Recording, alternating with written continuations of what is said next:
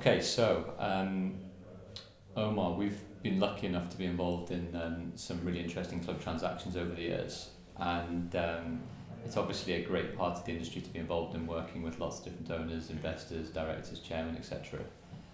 I guess the ultimate question that I get asked a lot, sometimes by them and sometimes by others, is why buy a football club in the first place? Yeah, it's extraordinary when you think about it, right? I mean, there's that saying, isn't it? The quickest way to become a millionaire is to be a billionaire and buy a football club. It's historically a massive loss-making industry. Broadcast rights have changed that to a degree, and so Premier League clubs have been more attractive to buy. But running a football club is an extremely stressful business where you are likely to suddenly lose money on the operating costs of the club. I think what a lot of owners will be interested in sport is raising profile. It's clearly a big part of it. Being able to own a football club is just cool. I think any of us would like to do that. So that's an incentive behind it. But then also there are clubs that are able to make capital gains through improving their performance on the pitch, or improving their brand, or getting a stadium in, and so on. So there is opportunity to make money for clubs if you do it right. And I think more and more of the investors that are coming into the game are thinking about it in that prism, which I think is good for everyone, really, because the last thing you want is bad owners taking charge of clubs, letting them run into the ground, and then obviously everyone loses out. What's the answer that you get when you ask owners why they're buying a particular club? Well, there can be lots and lots of different reasons of it. I mean, if you, again, without keeping on using Liverpool examples, we've got a few years ago now, when FSG bought Liverpool, from days through administration, I guess effectively they saw a very much undervalued brand at a pretty much bargain price, that they could bring their commercial acumen to bear to,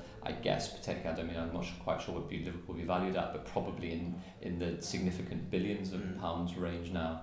And I think linked into that is the commercial reality that when clubs, as we talked about in previous content, are able to earn upwards of 150, 160 million pounds from participating and doing well in the Premier League, that's a significant amount of money. We talk about the R word, the relegation word, being that risk factor, but the other element of all of this in terms of valuation is, it's a question I got asked an awful lot and still continue to do, which is FFP, financial fair play, and loss-making clubs or profit-making clubs over the last few years. And the historic figures did not look pretty in terms of Premier League, but across the European divide. Just before UEFA financial fair play regulations came in, collective clubs that were participating in UEFA competition were making a collective loss of almost 1.7 billion euros. Changed that up a few years to the EPL figures that we mentioned in the book, where 18 out of the 20 Premier League clubs for the 16-17 season made profit. Last year those figures dropped a little bit, those numbers of clubs making profit dropped a little bit, but on the whole we're seeing a sea change in my mind. Take away the outliers of Bury, unfortunately, and Bolton to an extent, but the sea change generally is that most clubs are living within their means and are having to live within their means at least at a higher level because of the regulations that impact. And so I think it's easy to say why own a club, that the query about then the evolution from why owning a club is how do you value a club, I guess ultimately is. And it'd be really interesting for your thoughts on that, because some clubs can be overvalued for particular reasons, undervalued in some ways. A valuation will sometimes be dependent on a lot of legal and accounting or tax due diligence, but actually in my mind, and also again some of the transactions we've been lucky enough to work together, a growing amount of perception is due to on-field decision making, architecture, players, etc. It'd be great to get your insights on some of that. Yeah, you're absolutely right. Historically, there's been, whenever someone wanted to buy a club, you do the accounting due diligence and you do the legal due diligence, and as an owner you'd watch the team on the pitch and you make an assessment as to whether from a sporting perspective it made sense.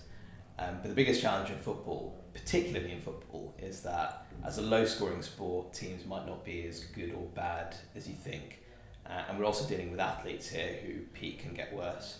So there's a couple of good case studies or good cases of teams that have been potentially over undervalued. There are teams out there that have been doing well in the league, so they might have finished in the top half. But actually, they've not been one of the better teams at creating chances and allowing chances. They've perhaps got a little bit lucky, had a bit of a hot streak. And because the season's only 38 games, a team only has to get lucky in 3 or 4 games, and suddenly from being a side that might finish 50th, they're a side that finishes 8th. And that puts a very different spin on, certainly from the selling club. If you're the owner who's looking to sell the club, you're suddenly going, well, we're the 8th best team in the country.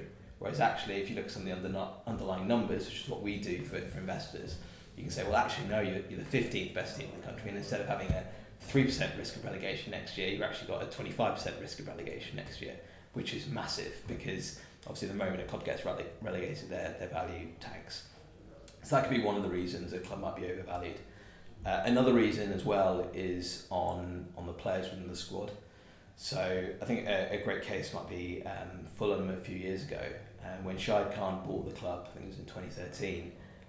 Fulham had been consistently a Premier League team. They'd been in the division for over 10 years.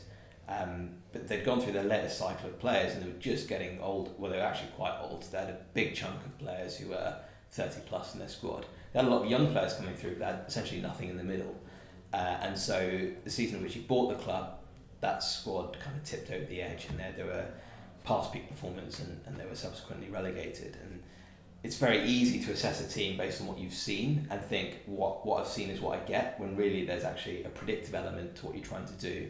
And that's where things get challenging. That's where you need the numbers in order to do that, because it's not easy just kind of doing it based on your eye.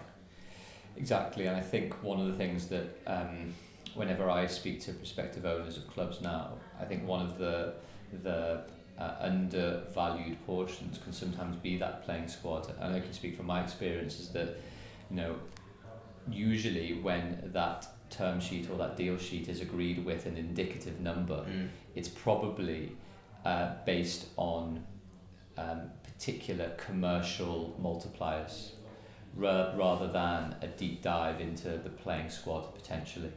And in my experience, sometimes when that type of playing squad analysis is done, and I know you've done a few really interesting ones that we've been involved in, that I've had the privilege of being able to read as well, is player combinations, for example, underlying squad dynamics, legacy, etc. But the interesting thing that I find as well is that sometimes it might be that there are 3 or 4 very good up and coming players that make the transaction possibly quite economical, is the truth.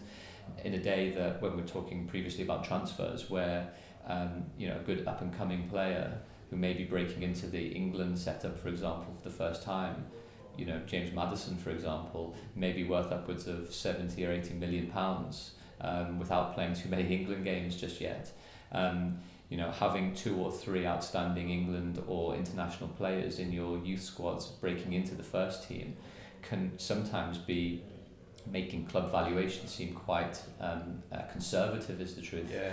And in the same way as, for example, and this is just me from an outlier's perspective, looking at Crystal Palace as one example might go, is that selling Wan-Bissaka for £50 million, and let's just say for argument's sake that Palace has a valuation of £200 million, let's say, for example.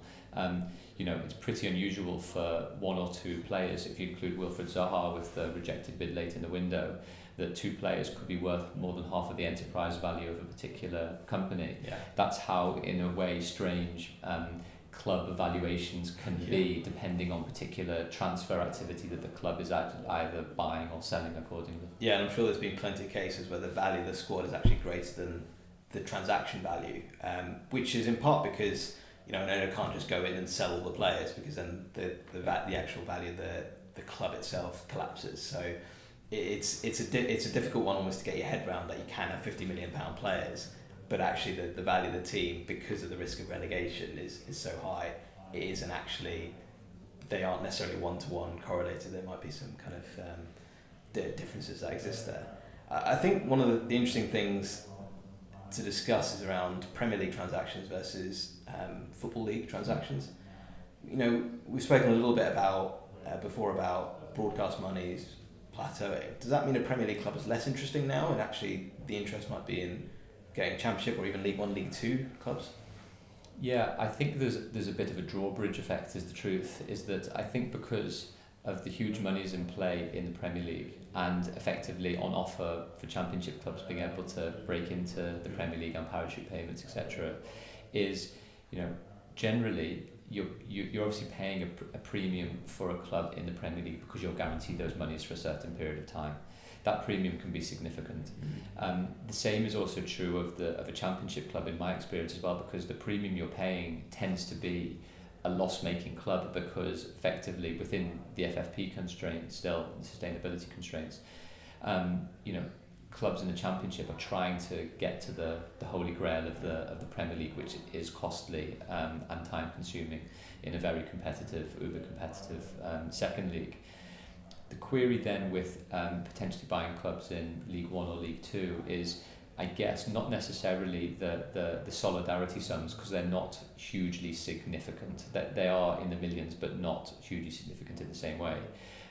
Is whether you feel you can put a good team together post-transaction to be able to leverage particular types of competitive advantage, if it is recruitment, if it is scouting, if it is a particular ethos, if it's a particular playing style, if it's with a certain manager that you know will work at that level, which gives you a good enough chance. You know, I guess you can see that a lot more than we can in a lot of the work that you do. It is, you know, are you going to pay a certain amount of money for a club which maybe doesn't have a great history of success, but at the same time you can put in new and interesting business methods into a particular club which may create more of a competitive advantage to succeed. Yeah, there's almost two ways you can look at it at that level, at that League One level. So one way might be, if you go back a couple of years, at Luton Town. So at the time we actually thought Luton Town, when they were in League Two, we thought they were as good as some Championship teams. And so there's a club that's operating well that just happens to be below its natural level, if you like, its natural performance level. So as an investor, that would have been a really interesting club to invest in at the time, because you could almost just let it be and it would naturally rise up the division. So that's kind of your well-oiled club that you're just taking advantage of the fact that maybe they're a bit unlucky in a couple of playoff matches, for example. The other one is targeting the basket cases, which is kind of a bit what you were alluding to there. Is like, can you identify the clubs that are being run horribly, like everything that's gone wrong? You know, they've recruited badly, the academy's rubbish, they've not got a great head coach, and then maybe the fans aren't attending the games because they don't want to see the team anymore. Can you find those clubs that, and then have a compelling strategy or a strong strategy in order to turn those clubs around? And I think more and more investors will look at that, because I think the Premier League, you're right, it's so, the values are so high, and you are paying that premium because you've got that guaranteed money for X years, including the parachute payments. That that investors are potentially going to have to be smarter at identifying clubs lower down the pyramid. But the fact is, those clubs lower down the pyramid aren't as well known. So if you're an investor from the US or an investor from the Middle East, then you're not going to know about those teams, are you? You know, you're going to know about your Spurses and Liverpools, but you're not going to know about Oldham or Rochdale. So that's where I guess you guys come in. Yeah, well, hopefully, yeah, and yourselves on identifying those clubs in the first place. Exactly, and I think that feeds into the sort of post-acquisition element of how you structure on-field and off-field sporting and commercial elements to try and transition to the club that an owner or investor wants to effectively be identified with, and to bring that ethos in. But ultimately, the other thing that I think would be interesting to touch upon, at least for a few minutes, is talking about the rationale and philosophy for why investors may actually invest in more than one club. Now, it's a growing trend. We've seen it with Citigroup, for example, and others. From a sporting perspective, at least, what is so attractive about owning multiple clubs, and I guess sharing in those economies of scale too? Yeah. So I think for your elite level clubs, so Man City, for example, the opportunity, if you got a kid in the Man City academy, the gap between the academy and the first team is so big that for him to jump into the first team is really, really difficult. So the opportunity to have clubs globally that you could potentially loan to and give special experiences to is a very kind of logical approach to it. But also to source the talent globally in order to get them into the Man City first team eventually as well as a big thing. So, City Football Group having a club in Uruguay, for example, which we know, pound for pound is one of the best football, if not the best football nation in the world. If you're a young kid in Uruguay and you see this club that's owned by City Football Group, you're potentially more attracted to it because you know that there's potentially a pathway through to City's first team. And if you are a kid at in Uruguay in the City Football Group, then you're going to be on a whiteboard somewhere in Manchester, and your name's going to be tracked. So that's quite attractive for the players. As you go down the levels, so there's plenty of multi-club ownership groups that aren't at Man City's level. Again, the talent transfer is quite interesting. If a player isn't working out in a particular country for whatever reason, cultural, language, or whatever, then you can potentially move them across, relatively pain-free. We've spoken before about exit markets for players. Yeah. Having another club is a very easy exit market potentially for a player. And then probably the third benefit is the IP economy of scope, if you like. So on the recruitment side, for example, instead of having 2 scouts, one at each club scouting one player, you're able to have either 2 scouts scouting more players, and all that knowledge, all the scouting reports coming back into the same group, or you only need half the scouts, right? And you can lower the cost base that way. So that's a very clear benefit, and the sharing of IP around what set pieces work, how do we maximise home advantage, all those different types of things come into the strategic conversation. And I think a couple of other bits as well which are interesting to note is 2 things that I was thinking about that have come into play at different times. One is the immigration rules around player migration is the truth, as well as that if you have particular players at particular clubs around the world, it might be that City Group, for example, can't bring a Brazilian into the UK because he's only 17 years old and isn't playing for his national team and isn't an exceptional talent just yet. But could that player go and play in Melbourne, or could he go and play in Uruguay, or could he go and play in the MLS, for example, for a particular period of time? That to me sounds like quite an interesting pathway option available, which if you are just one owner of one club becomes more difficult to a degree. Are you juggling lots of talent across lots of different particular regions? Yes, potentially. And I guess from an economic perspective, there must be some quite interesting logical rationale around talent identification, because if, for example, you are Moy, who's at Huddersfield now, for example, he was at Melbourne, I think, originally, bought by Man City. City effectively got the benefit of his transfer fee to Huddersfield, which presumably more than paid for the club, potentially. So again, it feels like it can be a bit arbitrary sometimes in terms of transfer fees, as we keep talking about. But the truth is that 3 or 4 big transfers, even over 2 or 3 windows or more, may actually cover the cost of particular ongoing costs or transaction costs for particular clubs, bearing in mind the talent of the players that a particular club in a particular area is able to uncover. Well, if you go off the principle that talent is kind of universal but opportunity isn't, then if you're a Man City or an Ajax, this is probably a good case study, if you're able to take good coaches to foreign countries where the talent exists and you're able to develop that talent, and you have them within your system, then you suddenly got access to an enormous talent pool that you might not have had previously. So clubs are increasingly global in their perspective, particularly the top ones, and so being able to access that talent all over the place is massive. One of the questions I want to ask you though on multi-club ownership is the sporting integrity side of it, because I know that's something that you're quite passionate about. Is if you've got 2 teams, obviously multi-club ownership is unlikely or prohibited within an individual country, but you're getting potentially teams coming up against each other in Europe, and then just generally it affects the global economy when you've got teams linked to other clubs that might be competing against other teams. Yeah, exactly. And there's been a couple of seminal cases, one recently involving the 2 Red Bull clubs actually, but previously it was the company ENIC, which still owns Spurs, but owns a number of clubs including Slavia Prague and AEK Athens and others at the turn of the millennia actually. And the question really that UEFA asked, so this is effectively an issue, exactly as you pointed out, not when one owner is owning 2 clubs in the same league, because that's usually prohibited under the league regulations.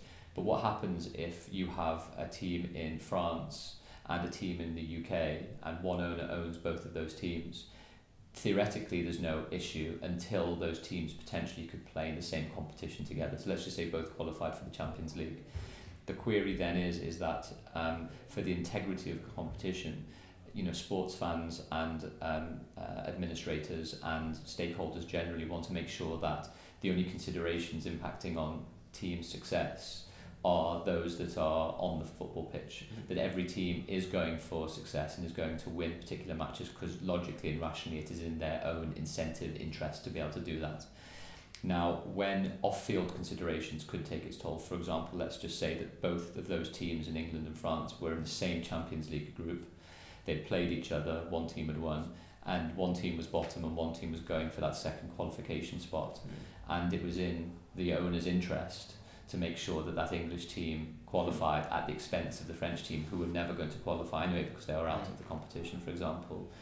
The risk is that sporting integrity issue, which is the owners advise the French coach that they must lose that game because they need to make sure that the English team advances, which has logical and rational implications, but from a sporting success and integrity perspective becomes very damaging. So ultimately, a lot of the time it can be whether the owners have decisive influence over the running of two separate clubs, and if they do, there is the possibility that the club that has effectively the lower qualification coefficient wouldn't be able to participate in that competition that both teams had entered into. Would you support multi-club ownership as a principle then? Because you might, even when there are these edge cases, there's always that lingering doubt, I guess, in a way. You might even find a case where, in your French UK club analogy, that French team has the ability within their own competition to, let's say, knock PSG out of a cup or knock PSG out of Champions League places.